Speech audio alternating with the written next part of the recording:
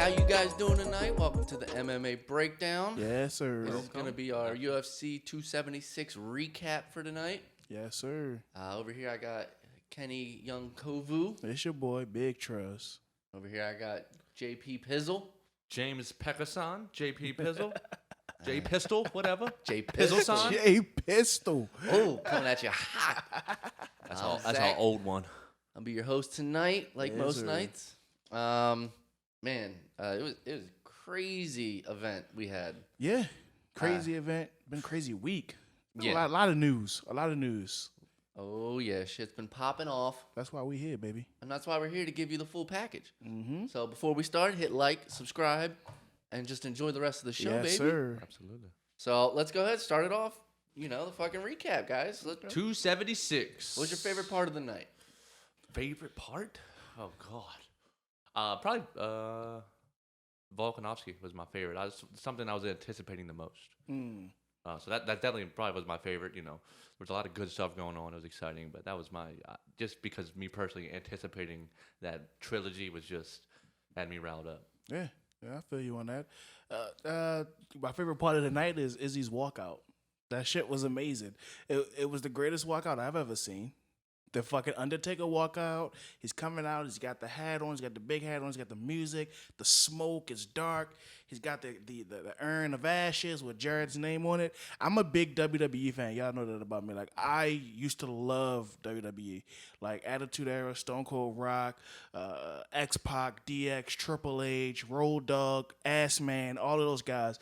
All of them. Who we were looking the other day? Big Daddy V, Big Viscera. So everybody. Put it down. So when you hear dong, and then the music is playing and the smoke, it got me jazzed up and ready to It rock. was beautiful. It was great. He did it perfectly. Yes. And we were just having that conversation about like intimidation, like fighters that are intimidating or scary. Yes. And we, Yes. I believe some of y'all were saying that we weren't mentioning Izzy. I was definitely saying Izzy is not a that is so crazy because we really were. I forgot about that. Yup. We were talking about, I was like, yo, Francis is scary. Like, even Jerry Cannon is somewhat scary. You know what I mean? But like, you see Izzy, you don't think, man, that guy's terrifying. Yep. But then he comes out to the Undertaker music and you're like, that guy's scary. Oh, that guy is scary. Yeah, that was scary. But still, he's not like the guy you see walking down the street and go, man, Izzy's a scary guy. You get to know who he is, you know his background. Okay. Yeah, He was scared. But other than that, I can continue on. That's cool. Volk proved that he is, head and shoulders over everyone else. He, respectfully to Max Holloway, he dismantled Max Holloway. And that cut that Max had, Jesus Christ. That was bad. That eye cut that Max had, Deep. that was nasty. That was nasty, We were bro. fighting that thing the whole time. Bro. Well, I mean, we knew Max had heart. We knew that already. Right. Max showed the heart and showed the championship spirit. So shout out to him. I think that was probably Volk's best performance to date. 100%. Obviously, when he fought the Korean Zombie, they looked just as good. That's But it. Holloway is, Another level. Exactly. You thought Holloway, if anybody, it's going to be Holloway's going to do something. Right, especially 1 and 2 was so close. Right. Volkanovski just And then 3 showed was up and sweep. showed out. Yeah, showed up and showed out. And like you said, Korean Zombie, right? He destroyed the Korean Zombie. And before that, he fought through the submissions of Ortega. So that being his best performance, that's a mouthful. Like, that's saying something because he's had great performances, as champion particularly, Absolutely. That division, he's dismantling that division. 100%. He owns it. He's getting up to that Izzy level. You know what I mean? Like where He's going to have to start running through guys second times. Yeah, and it's still some guys though there at featherweight. It's always going to be a deep division. New guys are coming in, and you also got Serrano talking shit. So. I'm sad for Max though, man. I'm sad for Max. He loses the third fight in the fashion that he does. I love Max. Everybody loves Max Holloway. Max Holloway's a likable guy. His fights are exciting. But I don't know I don't really know what he does from here, To be seen kind of thing. He lives a great life already. So, what's he want to do? Right. I mean, really, Zach kind of said this the night. Like, if he had laid down his gloves, I would have been okay with that. I mean, like, not okay with, like, I would have been like, oh, that's fine. I would have been sad to see him go, but, like, he's got nothing to prove anymore. You know what I mean?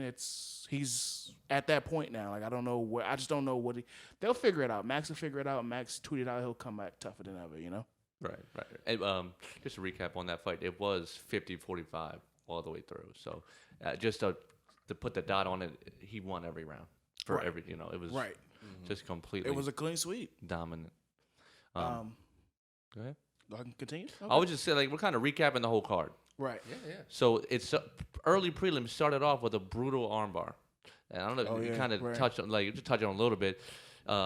It was like Julija, I don't even know how to say her last name, but she hyper-shot that girl's arm, and that girl had to get elbow surgery. She recently got some surgery on it, and that was a performance of the night. So that's how we started it off with the first fight. It was brutal, and it was like, but she got a performance of the night.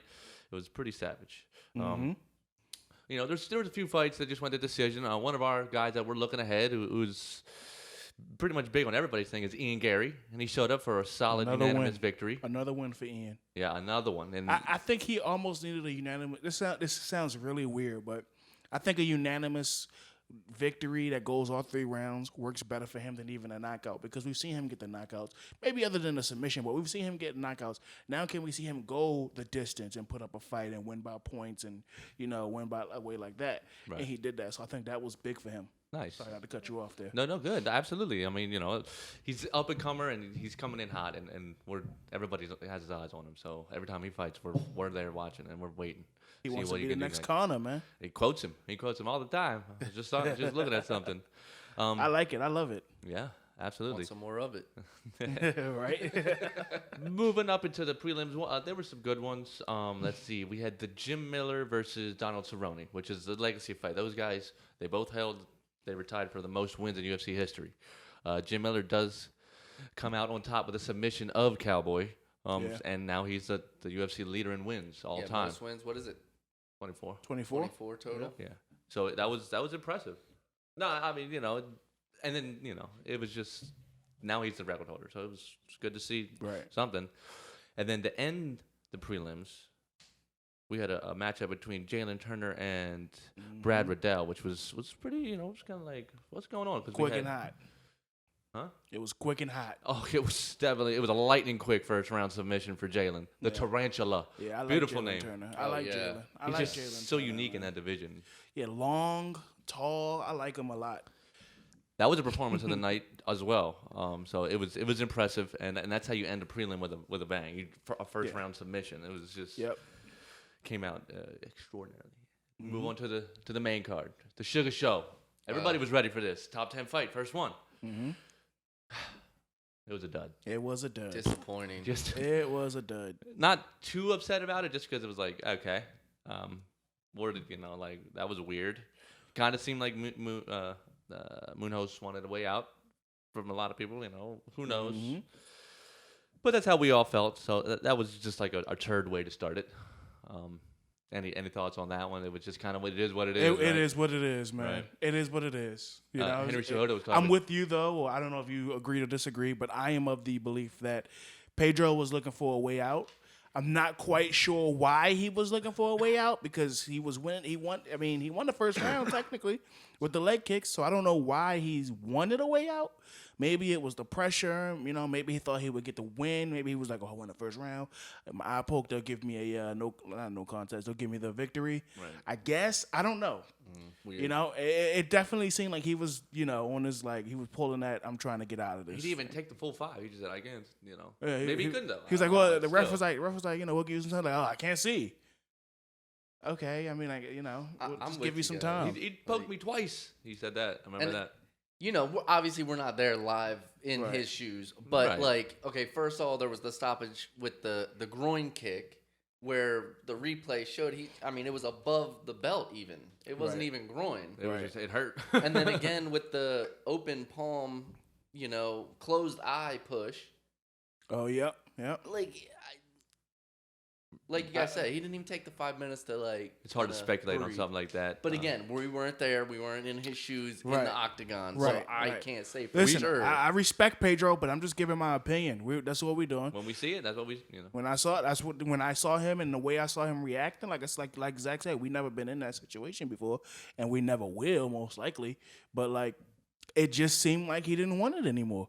I've been in a position to quit. You know, I know we've all done it before. We've all given up on something and, playing sports or whatever the case may be. And I knew what it was like. And for me, it was like that. You know what I mean? It was like that, where it was like, I'm done, you know what I mean, type of thing. So, I mean, come on. Right. There's no shame in it. I mean, you're at the biggest stage of fighting. There's a little shame. Yeah, I guess it's a little shame in it. But you're at the biggest stage. You're fighting Sean O'Malley, you know. I mean, I guess maybe the pressure just got to him. Or maybe he thought he was going to get the victory. Maybe he thought he had it locked up. Like, I've done enough. I won the first round. They'll just, give me a win off disqualification. All right. Give us your UFC conspiracy theory on the whole situation. Yeah, tell us what y'all think, man. Was he just trying to block Sugar Sean? Now, Sean O'Malley had said that he felt like that because he was checking a lot of Pedro kicks, that Pedro was getting frustrated and that they weren't really landing and they was hurting him. And he was like, you know what? He just kind of got scrambled and said, you know what, I'm out. But we don't know. We don't know what was in Pedro's brain. We digress. Right. So that's how you start off the main card. It was pretty anticlimactic. We were like, okay. But where we go from here? We got Robbie Lawler, Brian Barberena. Fight of the night. Fight of the night. Fight of the night. These guys, they were slanging. That was a brawl. 100%. Yeah. Got pushed up last minute to the main card, and that was great. Yeah. Robbie Lawler had even said, like, I don't understand why this isn't on the main card. And he was right. It definitely deserved to be on the main card. Slugfest. Yeah, it was. Robbie Lawler was putting hands on it. Let me tell you something, bro. Robbie Lawler looked good against Nick Diaz, okay? He looked good against Brian Barberena. I know he didn't win, but he looked damn good. 41, isn't he? Yeah, might be. I think he's 41 years old. I think that he just. I would like to see him again. I mean, yeah, he didn't lay his gloves down, so he looks like he's still got something going on. Yeah, 100%. I'm with you on that. And unfortunately, it did go his way. Barberena, I don't know where the Barbarian he just reached down and just dug real deep. He just came out and he was like, I'm not stopping. And and that's why it was fun tonight, because it was super entertaining. It was that's all you can ask for sometimes is just whatever that was. It was a beautiful performance. 100%. It was fun. That one was fun. So that was a good way to heat it back up. The Sugar Show, they came down to a little bit of a dud. They came out and they hyped it all up. Mm-hmm. Definitely. And then we go to Strickland, Pereira. Whew. That one was pretty quick. Also quick and hot. That was quick and hot. That boy could talk some shit, can't he, Sean Strickland? Yeah, he can. Yeah, he can. He lit up that press conference. He did. A lot of people were like, he put it on his shoulders at that press conference. Yeah, fair.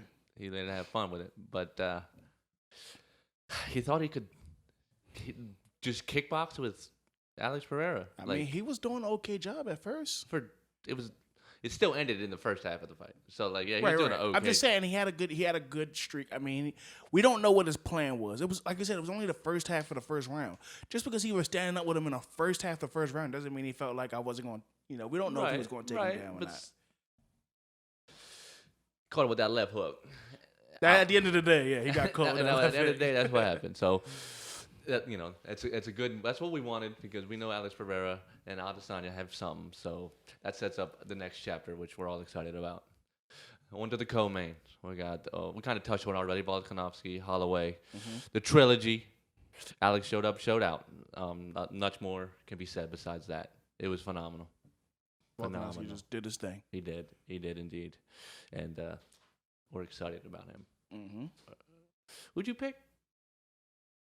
Who did I pick in that fight? Yeah. And then Max Holloway. Yeah. Who did I pick? Yeah. I picked Max Holloway. I picked Max. I got that $2. And then we go to the main event, and we touch on that a little bit too. Adesanya came out as the Undertaker. It was incredible. Nobody knew that was going to happen. That was just that hyped it up. Right. And there's been a little controversy on this one, just because of how it went. Mm-hmm. I enjoyed it. I did too. Adesanya does what he does.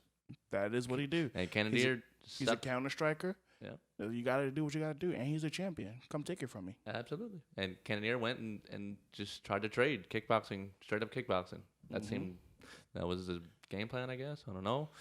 But he got a 50-45 and then the 49-46s. So so someone gave him a round. He did good. What was that, 5th round, I think?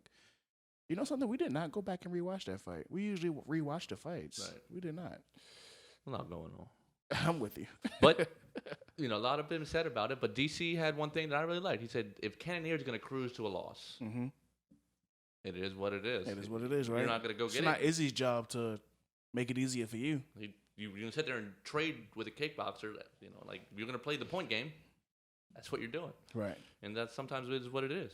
Right. Especially when it comes to Adesanya. But I'm not upset about it. It was I'm with you. There's a couple things I want to add. I think you gave a beautiful recap just now. You really went from early prelims all the way down. I try to touch on a lot of the good stuff. You did a great job, but just a few things I want to add in there. Please. Max, I said I don't really know what's next for him. Maybe he'll be looking for big fights at 145 and 155. He'll probably maybe just fight some big fights, and if he can get some wins, see where he goes from there, right? Especially if Volk somehow loses in featherweight or loses at lightweight, that makes a little bit more of a path for Max, I guess. All right. Alex Pierre, speaking about that, I saw the IG post about the story arc from Alex Pierre transitioning to MMA to hunt down Izzy in the UFC. It's a hell of a story arc. Definitely fucking is. Izzy always compares like his life and his career to animes, and this definitely is feeling more of an anime. Like the storyline between these two. Alex Pierre is terrifying, and they're on a clash to each other. And that's a stylistic matchup. That's as good as it's going to get. Yep. And I know he was shot out of a rocket for sure. Like the UFC just shot Alex Pierre out. Being he's only had 3 fights in the UFC, and now I'm getting a title fight. At least it seems like that's going that way. Mm-hmm. But the story sells it. And like I always say, the story makes a fight, man. If you can add a storyline, it's going to take off. And this is a great storyline. A guy who's beaten you twice, worked his way from kickboxing, chased your ass down to the UFC, said you ain't getting away from me. It's great. And not to mention, this is perfect time for Pierre because Izzy has washed through the division. He's washed through the division once, twice. You know what I mean? And he's washed through them all, so it's like nothing really left. And he's already did that, go for champ, but it didn't work, so you can't go right back to that. This is perfect for Izzy because Izzy needed a guy, and he got one in Pierre. That's perfect for both guys. Pedro definitely looked like he was looking for a way out. I do understand that the talk around 276 has been mostly the card was boring or disappointing. Right? That's what most people are saying, but I challenge the people at home. I challenge y'all, man. Change the way you view this card. Okay, I know you was like, oh, Sean O'Malley, Pedro Munoz. Like, I challenge you to look at it differently. This was the card of subplots, okay? You got Pieta hunting down Izzy. Michael Chandler and Dustin Poirier squabbling, backstage or in the crowd, whatever you want to call it. Like you said, this was International Fight Week. The crowd was, there was all kinds of fighters there. So, right. It was more to it than just the fights, I feel like, right? You got Henry Cejudo crashing Sean O'Malley's interview and challenging him. That's great. So we've got things that get you lined up for maybe not the next pay-per-view, but things in the future, things next for a lot of these guys, okay? Even Jaden Turner now, he's ranked. I think he's 14 ranked now, so 14th ranked. So we're going to see him take a jump in, in competition. So a lot of this is just about what's to come. Mm-hmm. Subplots, baby. Stick with the subplots. So with that, I give it an okay card. It was all right. It wasn't disappointing. I had a good time. I felt like Izzy did exactly how I expected. 100%. Yeah. It was definitely it was a good one. It was not bad. It was in no way. The only bad thing was the Sugar, Sean fight. But what are you gonna do about that? Right. One of them things. This shit happens. That's mostly everything on a recap. I do want to shout out Donald Cowboy Cerrone. I want to shout out Jessica I. She retired as well. I want to shout out Donald Cerrone as well, who retired. A legend in the game. 36-17 record. Tied for the second most fights in the UFC history total with 38 Second most fights in the UFC with 38 total fights. All right, second in wins at 23. Most finishes, second most finishes at 16. So that's 2 under Charles, and we got the number 1 in total fight night bonuses. So you knew when you got Donald Cerrone, you was getting a fight. You was getting a hell of a fight. He never ran from that. Most head kicks and KOs. Most head kick KOs in UFC history as well. Jesus, I can't talk. I just want to say shout out to Donald Cowboy. What a career. We appreciate everything that you've done for the UFC, everything you've done for the sport of MMA, and giving the fans a treat every time you came out there, man. You were fighting 3, 4, 5 times a year sometimes. You took the fights last notice. You took the Jim Miller fight on last notice. You were a dog. You were always ready to go. We appreciate you. I believe what you said. He was taking fights. He had a stretch where I believe it was 6 fights in 12 months. There was a stretch. Savage. So savage. He's a savage. He was out there doing his thing. Savage. So hats off. Hats off to Donald Cerrone. Exactly. No, beautiful. Sent him out with a he-yaw and a yee-haw, you know. He's a great man, great fighter. I might Still even haven't go, seen the movie, but we'll get it. I was about to say, I might even go watch his Amazon movie now, man. Everybody, go click on that after this video. Whatever it's called. Google that. But no, I mean, it was a great fight night. Yeah. You know, I think we can all agree on that. It was a hit or miss with some of those fights, but overall, I'd say B+.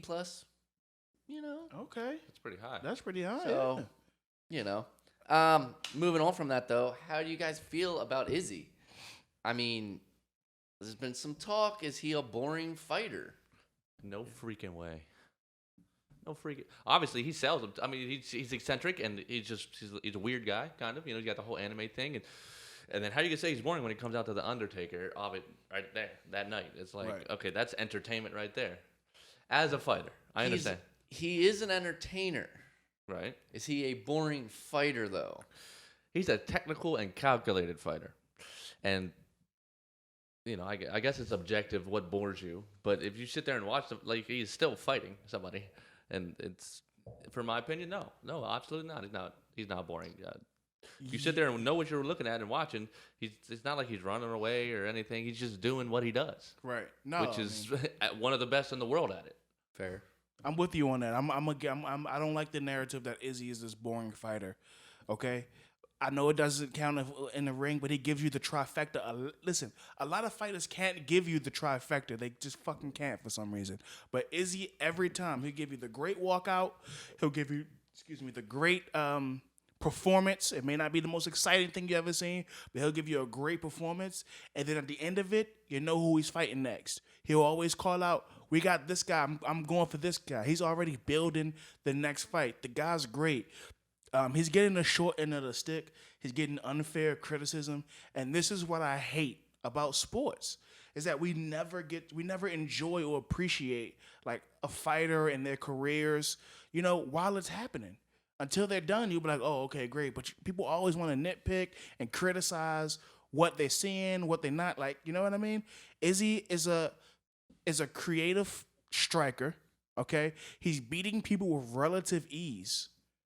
You know what I mean? Guys that we think is going to be tough, they're not, because he's just too good for them. He's on another level. And we think he should put his legacy and belt and health on the line for us? Hell no. If you want his belt, you're going to have to go and take it. That's what you're going to have to do for Izzy. You're going to have to go and take it from him. He's in the same boat as Floyd Mayweather. Two great fighters that are exciting and create a lot of noise during the fight, but beat everyone with ease. That's just what they do. They're great.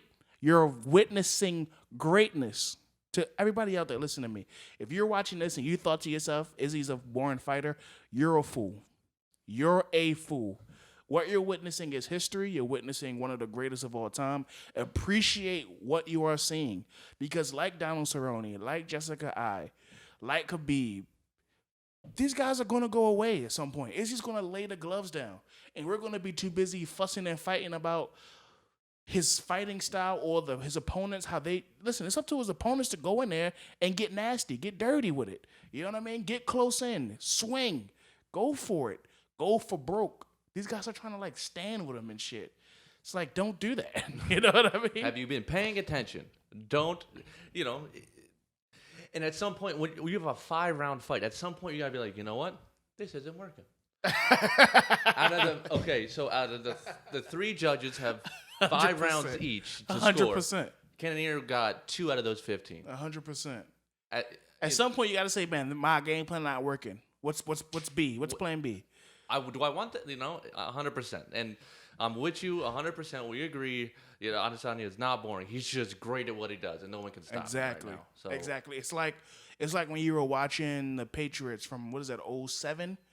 Oh. When they went perfect. They were just beating on everyone. Obviously, they didn't win the Super Bowl, but they were just beating down everybody. Except the Ravens. The Ravens almost scratched that one out. Yeah, the Ravens did almost scratch it out, and it was a good game. But, were they boring? No. They just beat the hell out of everyone. And that's what Izzy's doing. Right. He's just beating everybody up. That's all it is. It's almost like that instant gratification that everybody's, that's kind of riding the wave these days. It's that we want the knockouts or whatever, but a win is a win. And if you're dominating for 5 rounds, why stop? Why stop? Why do anything else? You're not taking as much damage. That's the name of the sport. That's pretty much number one. If I don't get hit, the name of the sport is to hit and don't get hit. Don't ever forget that. For the fans out there, don't ever forget that. I know you like exciting fights. I know you like seeing people swang and bang and slang and bang. But the name of the game is to hit and don't be hit. And we're watching Izzy do that at a high level, and we need to appreciate what we're seeing. And just kind of piggyback off that, when you look at the different divisions and stuff, the smaller guys, they can, that's kind of how it works. Like, there's a lot of, it's quicker, it's faster, so it's a lot going on. You get to the bigger guys, and they start slowing down a bit. Yeah, you're slowing down. So it might seem a little different, and you might be looking for, because they're bigger, that, it's going to be more wrestling or, bigger strikes. Like when you get up to, you don't see too many guys. I mean, Cyril Gane in the heavyweight is kind of like that, can do that kickboxing point style, but that's the slang and bang division type thing. Right? He's right there in the middle where he's dominating what he's doing. So keep doing it. He's making history, and hopefully he can keep going. We'll see. But Pereira seems to be his toughest chance. It does seem that way. It seems that way. So we'll see. Listen, it's one of them things that this is like I said, it's getting down to that anime. It's where it's like, if Vegeta can't do it, no one can. You know what I mean? Like if Pierre isn't the one to knock out or get Izzy done, there's no chance for anyone else, I think. Or at the current moment. Not too many wrestlers against him, it seems, right? Marvin Vettori. But he didn't even try to wrestle. Marvin Vettori did some wrestling. He got him down. He did? I just get a little bit of a... Brunson's fought him? I think he fought... Yeah, he fought Brunson. Okay. He knocked Brunson out. He fought Vettori twice. And he wrestled him the first time for sure. But he still couldn't get it done. Izzy's just really good, man. Mm-hmm. He's just really good. Yeah, I think all in all, you guys nailed it. Like, he's just so skilled. And there's not really anybody right now that is on his level. So, like, you can't say it's a boring fight when the guy's just, outplaying everybody. Right, exactly. He's just on the high. You said that perfectly. But, I mean, okay, so anything else on Izzy? I mean, we all love him. Huh? And them nails would be on fucking shit. To the fans and the people that say that he's boring and they didn't enjoy that, you're excited to see him fight Alex Pierre. You're very excited. You were excited to see him fight Jerry Cannonier. You were excited to watch him fight Robert Whittaker twice. You were excited to see Kevin Gastelum. Excited to see Vettori the second time. You were excited to see Paulo Costa. You're excited to see Pierre. And you'll watch that too because he's fun. You're right. I mean, another great fight was the Volkanovski fight. So, I mean, he's freaking champion. What's next for him? What's next for Volkanovski? Well... That's a good question. He broke his hand, though, after the fight. Did he really? He did break it in the first round. I didn't see that. Yep. He broke his hand. He broke his hand, yep. So he's going to be out for a little bit, but that could be a good thing. Not a good thing, but it'll be fine. That's okay.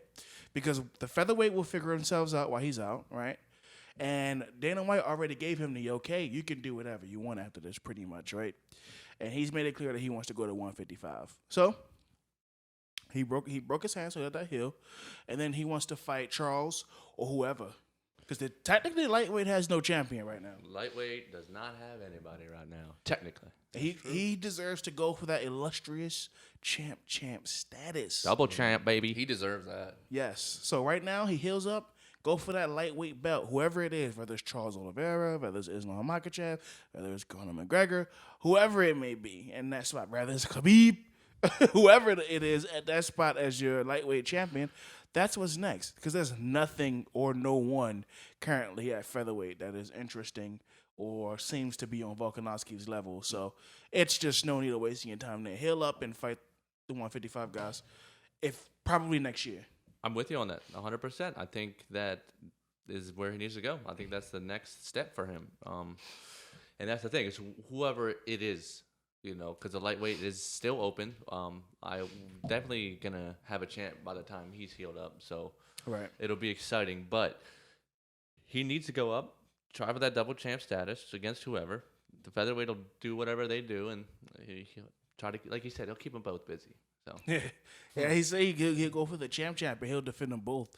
A lot of guys will go for that champ status, and then they'll get it, like a Conor McGregor, who will get it and then don't defend it. You know what I mean? Right. So Daniel Cormier did defend his one time, but you know what I mean. So that happens a lot for Dana White. At that point, it's kind of like, which division should I defend against? Who's the bigger name kind of thing. Yeah. Because there are some guys at featherweight, like Josh Emmett did win not too long ago. So he thinks he's the next guy up, which I don't think is true, but he believes he's gonna have to probably fight one more time because Volk's out. There's a story about Josh Emmett, real quick, not to go off topic, but a story of Josh Emmett recently. He was at the International Fight Week. He was at Adesanya Canada fight, and he got put, the fighters kind of were in one place together, if you saw that. He got put, somewhere further in the back, which is real interesting, real disrespectful. That's from his side. But, yeah, he think he's next in line for the feather. He was like, yo, I'm the number one contender. I am the next fight for him. Why am I in the back, basically? But I think he's got one more fight before he's that guy. We'll touch on him another time. Yeah, but I'm just saying. But I'm with you. Absolutely. As far as Volk goes, though, he could literally do whatever he wants, and it'll be exciting. He's so Let's good talk right now. real quick. Let's just give him a shout out because he said he broke his hand in the second round. It was early. Yeah. Early, right? He fought through that. I know Max Holloway had his gash as well, but just sticking on Volk right now. I mean, Volk, just want to give him his flowers. He broke his hand, and he fought that shit out against a guy like Max Holloway and pieced him up and won every round with a broken hand. He swept that card. Bro, he's no question this time. He's such a dog, bro. And you break a finger, imagine going 20 more minutes fighting somebody. Yeah, Facts. it was just super impressive. It was super impressive. It was just his last 3 have all been super impressive. Absolutely, 100%. I feel like this is just the name of his game now. Every time as Volkanovski, super impressive. Who's he fighting? Super impressive. That's just what it's gonna be now. Would you venture to say that he is the greatest featherweight of all time? That's so tough because only reason why is because of Jose Aldo, but he has beaten Jose Aldo. Yeah, I didn't actually take my time to research Jose's 100% of his stats, but so I can't say because I didn't look it up. I didn't do my research on it. I'm going to tell you. He's number 2 pound for pound right now. So I'm telling you, Volkanovski is the greatest featherweight of all time. You don't have to do no research. Take my word on that. You fans out there, you don't got to do no research. Listen to me.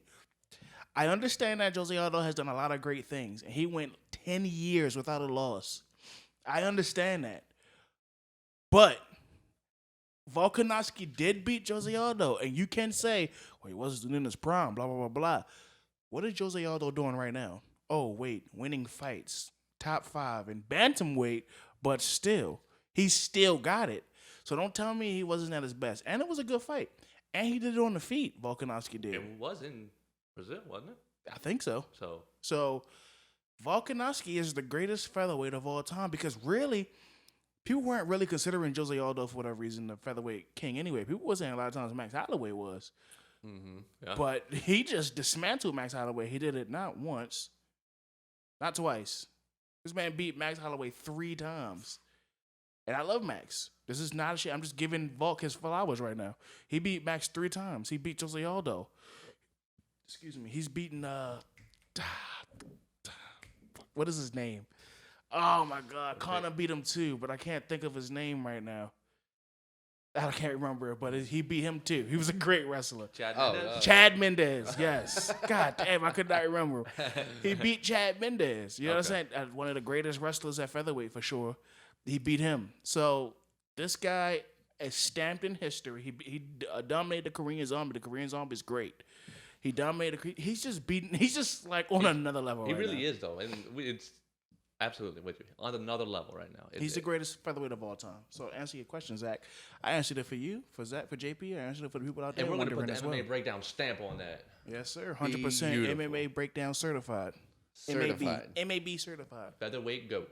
Never personal. Alexander the Great. It's just business. Volkanovski. It is just business. Never personal. Never. Not one time. And just as a guy, I like Volk as in the his interviews and what he says and how what he stands for. It seems. Yeah, he just seems. Yeah. Some people said he's like a Chad or whatever. I saw that in some Instagram bullshit, but I was like, I like him. I like him, bro. He does his Cooking with Volk show. He's got his family. Right. He fights hard. He doesn't cheat the game. He doesn't cheat the fans, bro. Yeah. He's incredible. Live hard, train hard, fight hard. Number one in the division. Number one in our hearts. There you go. 100%. Beautifully. 100%, man. So shout out to Volk. He seems like a guy who you would like to hang out with too, man. Have a drink, and do a barbecue. And he knows good food, and everybody. One day we get him on the show, even. Yeah. Oh, he's gonna be on the show for sure. 100%. 100%. But all right, moving on. We've had a lot of news this past week or so. So I'm sure y'all heard about it. Charles Oliveira calls out Khabib to come back to fighting as his one condition to fight Islam Makhachev over a fight with, say, Conor McGregor for his, next title bout. Right. I mean, how do you guys feel about this? You think his ruse is even going to work, for one? And, I mean, I don't know. Give me your opinions on it. You want to start this off, JP? No, go ahead. Well, to answer your question directly about the ruse, is it going to work? No, it's not going to work. It's not going to work. I also, up until me starting to get my thoughts together on this fight, on this call out, I loved it at first. I hate it, actually. Not only do I not like it, I hate it. I hate the call out. While it is interesting, him versus Khabib is interesting, right? Him versus Islam with the, it's fun. It's fun. It's interesting. But it's a pipe dream. And it doesn't seem realistic. So now we have the champion, for all intents and purposes. We understand he's not officially the champion or whatever, but the champion having called out two guys, being Conor McGregor and now Khabib, and he's not going to get either one. And for me, you lack luster now when you have the champion, you have the mystique, and you're going, I want you, and they're like, no. You know what I'm saying? It's just something about that. I prefer him to just let everyone come to him, grovel at the throne. We want Charles. No, I want Charles. No, I want the lightweight. And if you're going to call out anyone, call out someone you actually have a chance of fighting. Because Conor's done probably for the year. Okay? Khabib's not coming back. He's just not. I know we want him to as fans, but he's not coming back. So leave all of that alone. Leave that alone. Let Conor come back and then say, I want Charles Oliveira. I want Charles. Like, let him say that when he's healthy and back and in the USADA pool again and doing this thing. I want to say as well, Charles has earned the right to sit back and allow other fighters to just call him out. He's earned that. You know what I mean? He's dominating everyone, including Justin Gaethje. He submitted guys, Justin Gaethje in the first round. Like he's done that. Izzy, and we just were speaking on Izzy. He's the master of calling out his next fight, being the master of his own destiny. And he calls out guys that are actually available. He called out Yoel. He called out Alex Pierre. He called out Jared Cannonier. It's perfect. Like, this is... He needs to take the blueprint that Izzy has set and just do the same thing. Everybody should, really. But I'm okay with Charles saying, like, yeah, no to Islam. Like, oh, you need to get more. I'm okay with that part. Just don't like him calling out guys that you just don't have a shot. I'd rather for him just to be like, I'm the champion. You guys want me? Come and get me. That's what I prefer. I'm with you on that. It doesn't... we don't know what's going to happen with these guys. Khabib's retired, like you said. Like, what's gonna happen with that? Conor is the biggest question mark there is. We have no idea. Right. He's gonna fight Islam eventually, whether it's now or later. Right. I know they want to do it in Abu Dhabi, so they're trying to work that out. Who else would there be to fight? Volk, and now Volk can't fight. He's hurt, so he's got to heal. So those were the kind of things that I was looking forward to. Hopefully that would be happening. But these random call-outs, I agree with you, they're kind of like all over the place. Mm-hmm. And they seem far-fetched. Obviously we don't know, but... It's far-fetched. It's not happening. Khabib's not coming back. Well, but McGregor, is there updates on him? Like, I don't know. McGregor's like, I want Usman, He's been talking 170 anyway. So, what's going on? Who is next for Oliveira? Is it Makhachev? Charles is the champ. Just let it rock, baby. All right. Just let it rock. Which one of y'all want me and which one of y'all deserve to get to me? That's it. All that other shit don't matter. I don't need to call out anyone I don't need to call out someone that's like a stretch. And this lightweight division, because he got stripped of his belt, is now wide open. Yep. So technically, you're right. There's no champion. And Volk wants it, which that's more of a storyline than I'm missing. Let's just say Volk somehow does come back sooner than later, right? Like Christmas. Now you got Volk, and Oliveira is saying, I don't want to fight Islam. I don't want to fight Islam. So they say, okay, fine. Volk Islam title shot. That'd be crazy, right? Volk Islam title shot? Volk Islam, yeah, because it's the title's vacant, open. Right? So they could say they could not put Charles in there, right? And if Charles is talking, I don't want to fight Islam. I don't want to fight Islam. Why not to get involved? Okay, yeah, fine. You don't got to fight Islam. We'll let Volk and Islam fight for the title. You hang out. That'd be crazy, but it could happen. It could happen. Just a little thing to keep your thoughts. You can't put anything past Dana White. I'll tell you what. Dana White says, if you don't want to fight, don't fight. We got a guy. We always got a guy. Yeah, definitely true. Always got another guy. That's all I can. I mean, it seems silly. Call somebody out that's actually fighting. Right. Leave that for Instagram. You know what I mean? I'm with you. But I mean, okay, just announced the Jake Paul versus Hasim Rahman Jr. Mm-hmm. Baltimore boy. Replaced Shout Tommy out. Fury. Mm-hmm. Yeah, Baltimore boy. Yeah. So that's we're a little more emotionally invested in that now. We want Rahman to win. Hope he knocks him out. Mm-hmm. Who doesn't want to see Jake Paul get hurt? Not hurt, but just floored. It'd be good. And this seems to be the most even matchup in a way. Like this guy's an actual professional boxer now, same weight or similar size man. So it's kind of got a little oomph to it. It's not just some random celebrity box. Like, right. Tyron Woodley, obviously a professional fighter, just a little smaller and not a boxer. So, see. Okay, yeah. How excited are you? 1 to 10 if you had to give it a rating. I'm excited more than any of the other ones. I'd probably be an 8. Nice. I'm excited as well. I'm very excited, actually. I'm at a 10. A 10? I'm super excited. I love this fight, actually. I'm also not against Jake Paul as much as, you are, it seems like. I actually like Jake Paul. I'm not going to front.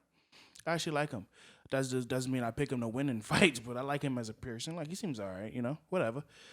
He's having fun. He's young, doing his thing. I'm excited, though. I'm at a 10. Love this fight. I understand that Tommy Fury is the bigger name, but I was never looking forward to that fight, to be honest with you. So I understand that he's the bigger name, the more popular guy, but that doesn't make Tommy the better fighter over this guy, Hasim. All right, Hasim is also coming from a family background. His dad was a former heavyweight champion. His dad knocked out Lennox Lewis, okay? The great Lennox Lewis. All right, this guy's, yeah. All right, this boy Hasim Jr., former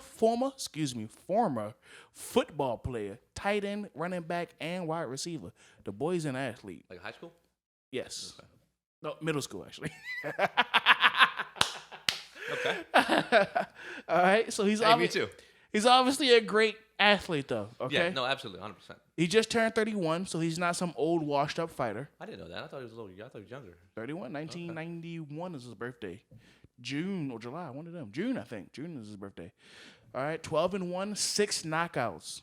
Okay, Hasim is the bigger guy. He fought at heavyweight, so he's going to be the bigger guy coming in. He did a year in prison as well in 2012, I know that's a big random thought, but let me finish on that. He's now fighting Jake Paul at MSG main event, biggest night of his life. The reason I bring that up is because now he clearly knows how to deal and overcome with adversity. And we want a guy who knows how to deal with adversity. Yes, sir. When you're in that fight, you're in that big main event, you got to be able to overcome. And this guy, he's been through a lot of stuff in his life. He knows how to overcome adversity. This is an opportunity of a lifetime. This is the opportunity of a for lifetime. like, Absolutely. Incredible. Not to mention, he's from my hometown, like you said. He's from Baltimore. Yes, sir. Where our hometown and the home of this great podcast, the MMA Breakdown. All right? So we've been nitpicking at Jake Paul. He's fought Ben Askren. He's fought Tyron Woodley. Right. We were like, you need a younger guy. Okay, bet. Here's this guy. You need a boxer. Okay, bet. Well, he checks that box. Yo, you fighting these smaller guys. Okay, bet.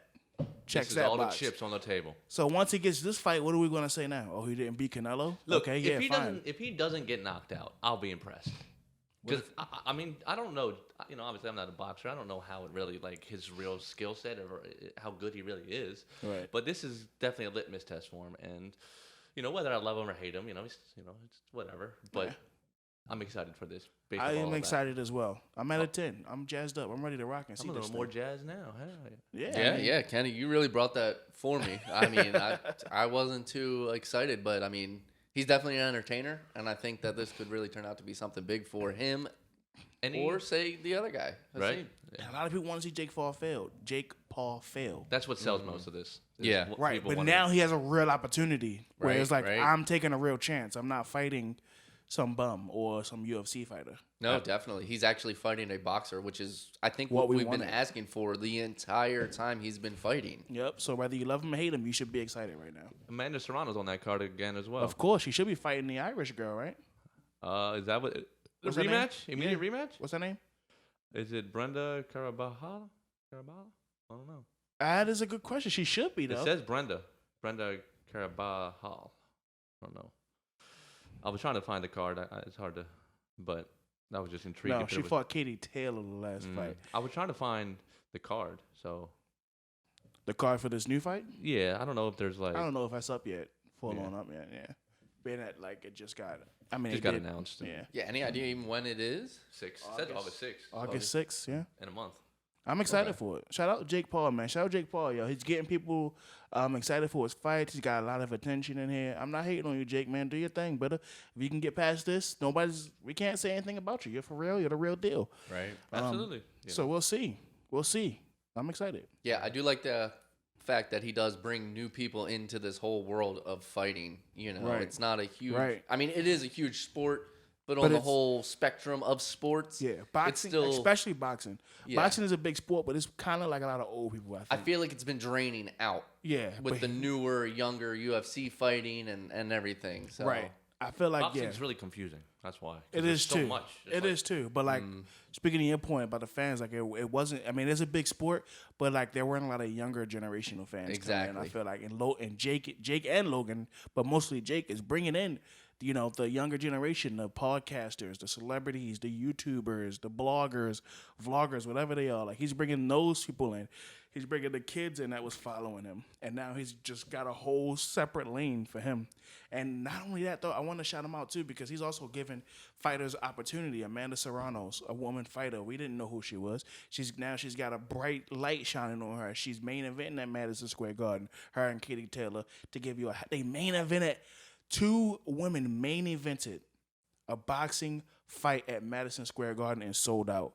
That's huge. That's fantastic. And I'm not saying Jake did that, but he did promote it, and he's brought Amanda Serrano to a brighter light. But those 2 women brought a hell of a fight that night. So shout out to Jake Paul. He seems to be an all right guy. He seems to be like a jerk if you're fighting him. And that's like his thing, and he does trash Dana White a lot, and I don't like that because I'm a Dana White guy.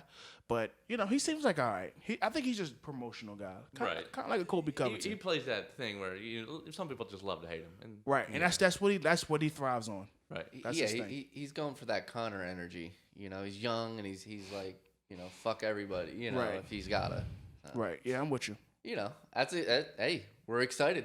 Yep. Let's get it going. Yeah. I mean, anything else to say? We want to touch on exciting fight coming up. I mean, Or just kind of wait for the next one. Got Dos Anjos and Fiziev coming up. That's UFC. Right. UFC a few days. Ricky Churchios on the prelim main. My boy. Keep an eye out for that. And then the other guy from the Tresean Gore. Yeah. I'm the true winner. Kind of he's. I feel like he needs more respect because he kind of slipped out with the injury and then came back in. And I'm like, Right. I'm with you. I'm excited. We got Tresean Gore. We got Anthony Shevchenko, Ricky Torcios, my boy. We got Said Nurmagomedov. We got Rafael Fiziev versus Rafael Dos Anjos. I've been having a hard time talking today. Yeah, I'm excited. I'm jazzed up. That's what it is. Michael Johnson's on Michael Johnson is also on that card. Listen, this card is going to be a low-key banger. It's going to be a low-key banger. Starts at 9 a little early, so that's cool. Yeah, man. So I'm excited. Well, great. I mean, thank you guys for watching. Again, hit that like and subscribe. Like and subscribe. Go follow us on Instagram, too. The MMA Breakdown Podcast. It's never personal. It's just business, baby. Yes, thank you, JP. Yes, thank you, Kenny. Yes, thank you. Until next time, we're the MMA Breakdown. Later. You heard? That was weird. Cut that out. I can't cut that out. Oh, I did kind of want to say something. Oh, I just turned mine off. You can still go ahead, though. That's okay. We can do it on this one.